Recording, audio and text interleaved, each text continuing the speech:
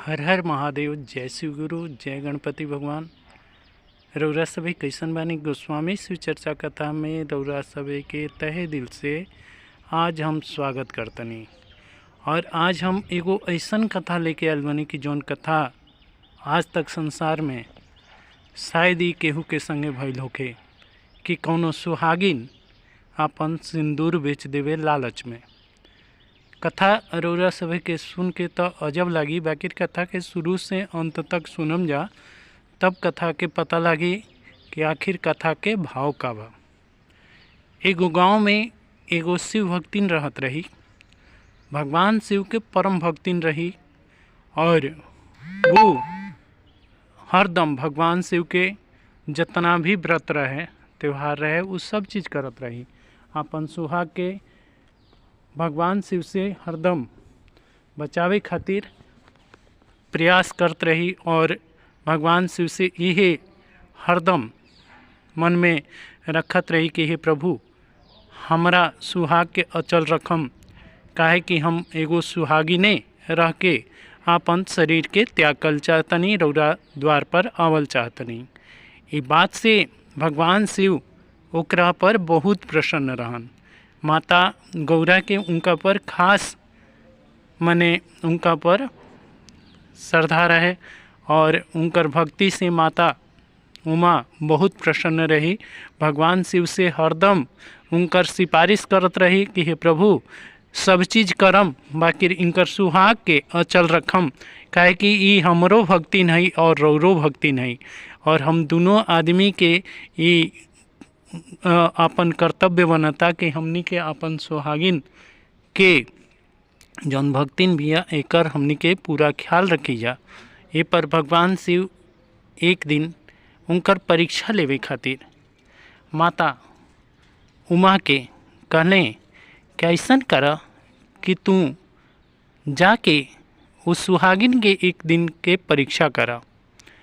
और एक बात रउरा सभी के बता दी कि वो सुहागिन रही, भगवान के भक्तिन भी रही, बाकी उनका मन में धन के प्रति बहुत लालच रहे।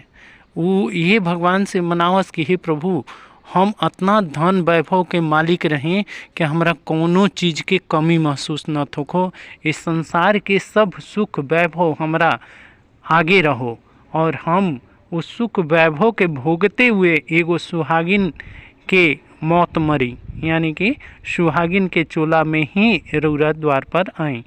ये पर भगवान ने शिव उनका भक्त के परीक्षा लेवे खातिर माता गौरा के वो भक्तिन के द्वार पर भेज देने। माता देखी कैसे उनकर सुहाग के परीक्षा ले तरी आई जा कथा में बताओ तनी। कथा तो रउरा सभी के ई हम बताइए देनी।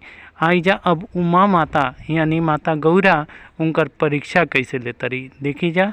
जब माता उनका द्वार पर एगो बहुत धनाढ़ के रूप में अइली और आके माता गौरा उनका द्वार पर खड़ा हो गई। साक्षात लक्ष्मी स्वरूपा माता जब उनका द्वार पर अइली तो ई भक्तिन उठ के खड़ा हो गई, नतमस्तक होके प्रणाम कैली, कली कि हे देवी रौरा के हई और हमरा द्वार पर रौर कैसे आगमन भइल। तब वो कहली कि हे भक्तिन हम जानतनी कि तू भगवान शिव के परम भक्त हो, माता देवी के उपासक हो, बाकी हम तारा जौन पति बाणे उनका पर मोहित हो गइल बनी और हम चाहतनी कि तू एगो हमरो के अपन सवत बनाला और हम चाहतनी कि तू चाहे एकरा खातिर कोनो कीमत लेला, बाकी हम तहार सवत बन के रहल चाहतनी, काहे कि पति तहार हम खरीदल चाहतनी कोनो कीमत भी होके, और हम ये चीज़ से तारा के धन धान्य से परिपूर्ण कर देम। वो सोचे लगली, काहे कि वो एगो गरीब भक्तिन रही। ई बताओ हम भुला गए, माफ़ करम जा।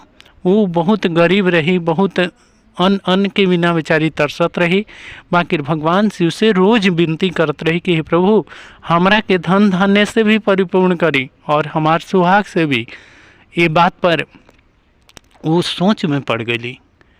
कहली कि ई कैसे हो सकता, भला हम सब चीज़ तो बर्दाश्त कर तकनी, बाकी हम अपन सुहाग के कैसे बेच दी। कहली कि हे देवी, रौरा जे भी होखी पहले ये बताएं कि हम सुहाग के काहे बेची। तब वो कहली कि तारा धन धान्य न चाहिए। अरे धन धान्य चाहिए, हम तहार एगो सवत बन के रहल चाहतनी, तूहू सुहागिन हमहू सुहागिन, और हम तारा पति पर मोहित हो गइल बनी। ये बात से हम तारा के अवगत करावल चाहतनी। हम तारा से यही बात के तारा से विनती करतनी कि तू चाहे जितना मर्जी हमरा से धन मांगला, हम एगो अप्सरा हैं, इंद्र के अप्सरा, और हम तारा के धन धान्य से परिपूर्ण कर देम। धन हमारा हाथ में बा, हम धन तारा के जितना मंगबो उतना दे देम, बाकी ताहर पति हमरा चाही। ये बात पर उस सुहागिन कुछ देर खातिर सोचे लगली।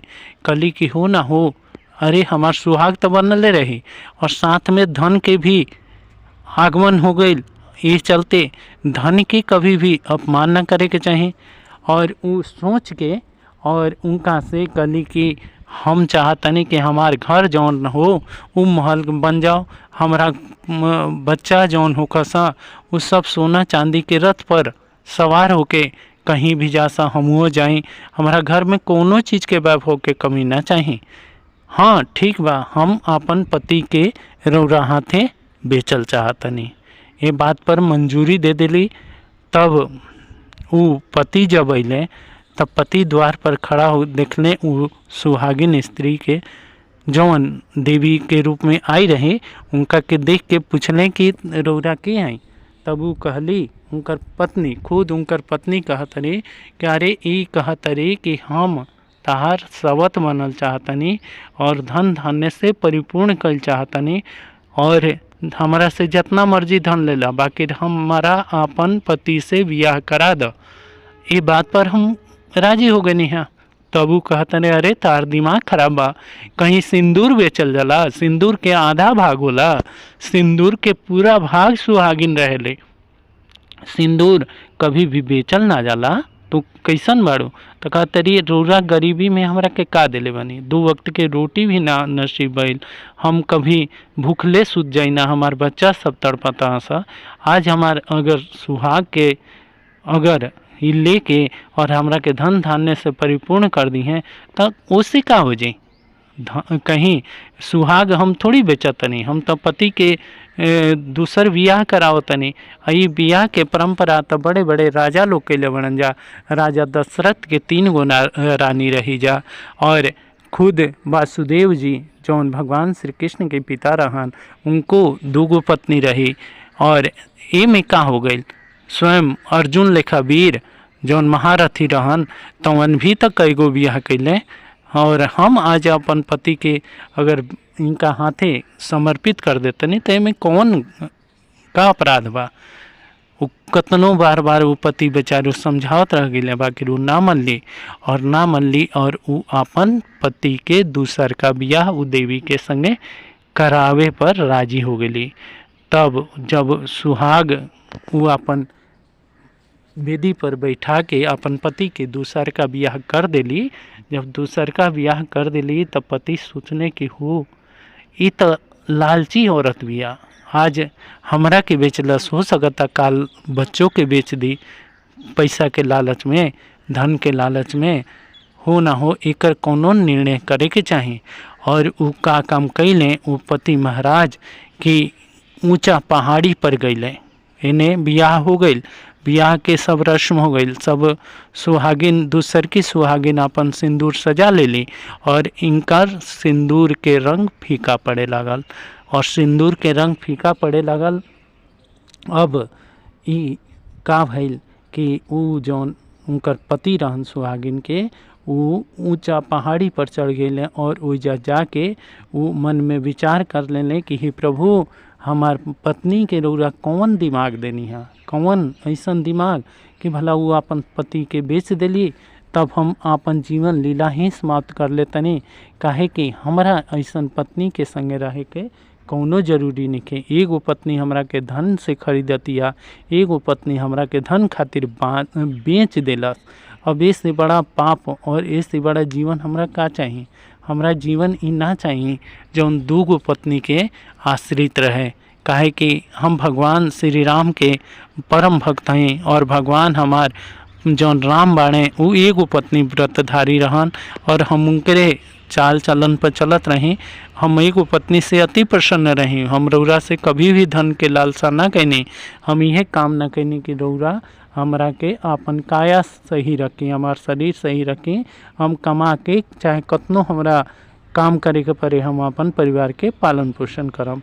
हे प्रभु, यही चलते रौरा से हम आज अपन जीवन लीला समाप्त करे के आज्ञा मांगतनी और ये तरीके करके उ अपन जीवन लीला ज्यों ही समाप्त करे चलने त्यों ही का देखत रहे कि ओइजा उनकर पत्नी, ओइजा उनकर दोनों पत्नी और ओइजा स्वयं माता पार्वती और भगवान शिव जी आके उनकर हाथ पकड़ लेने कहने कि अरे ये तू का करे जाता रहा। हमार भक्तिन हमरा से कभी भी वरदान के रूप में दो चीज़ मंगले बिया, एगो धन और एगो अपन अचल सुहाग। और आज इस सुहाग के बेच के तो गलती कईबे कैलस, बाकी हम कभी भी ई गलती ना करम कि हमार भक्तिन कभी भी विधवा होके मरो और बिना सुहाग के जाओ। काहे कि हम एगो तो ओकर धन के परीक्षा लेनी है, बाकी आज ओकर पति भी हम लौटावतनी। ये तरीकर के और सुहागिन के कहले कि अरे लालची औरत, तू भक्ति तब पूरा कैले बाकी तू अपन पति के नवर्तक समर्पित ना भइले और ये तोरा के बहुत बड़ श्राप बा। यही चलते हम आज तोरा पति के तोरा हवाले करतनी और फिर से कभी भी हमरा से तू वरदान के रूप में धन दौलत नत मंगिए। और ये तरीकर के भगवान जब ये बात कहले तब वो भगवान के चरण पकड़ लेलस, कहलस कि हे प्रभु राउर कोटि कोटि धन्यवाद बा। हम लालच में आके आज अपन सिंदूर के बेच देनी है सुहागन होते हुए।